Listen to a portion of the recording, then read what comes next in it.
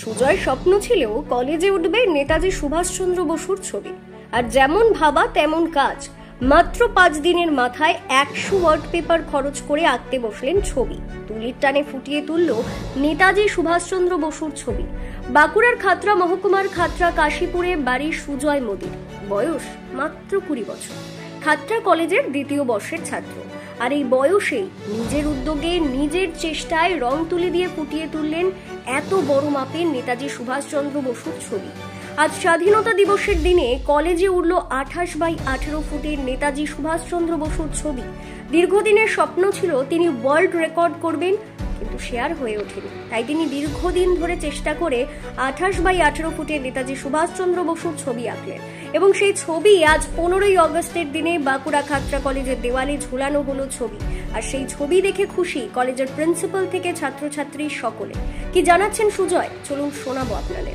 কলেজের সেকেন্ড সেমিস্টারের political science ডিপার্টমেন্টের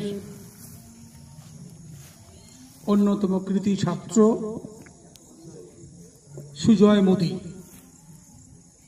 তার এই অনন্য প্রতিভা সৃষ্টি আমাদের সকলকে বিস্মিত ও আপ্লুত করেছে। নমস্কার, আমি সুজয় মোদী, বাড়ি কাশীপুর, খাতড়া আদিবাসী কলেজের সেকেন্ড সেমিস্টার পলিটিক্যাল সায়েন্স ডিপার্টমেন্টের ছাত্র। সুভাষচন্দ্র বোসের এত বড় ছবি আঁকার কথা মাথায় আসতেই আমি কলেজের স্যারেদের জানাই এবং অন্যান্য স্যারেদের জানাই।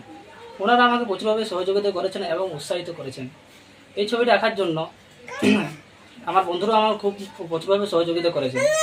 এই ছবিটা খাতড়া আদিবাসী কলেজের লাইব্রেরিতে এঁকেছি। ছবিটা আঁকতে মোটামুটি 100টারও বেশি আর্ট পেপার লেগেছে। ছবিটার দৈর্ঘ্য 28x18 ফুট।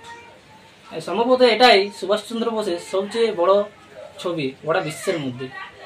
এই ছবিটা আজ 79তম স্বাধীনতা দিবস উপলক্ষে খাতড়া কলেজে প্রদর্শন করা হলো এবং ওখানেই স্বাধীনতা দিবস উদযাপন করা হলো।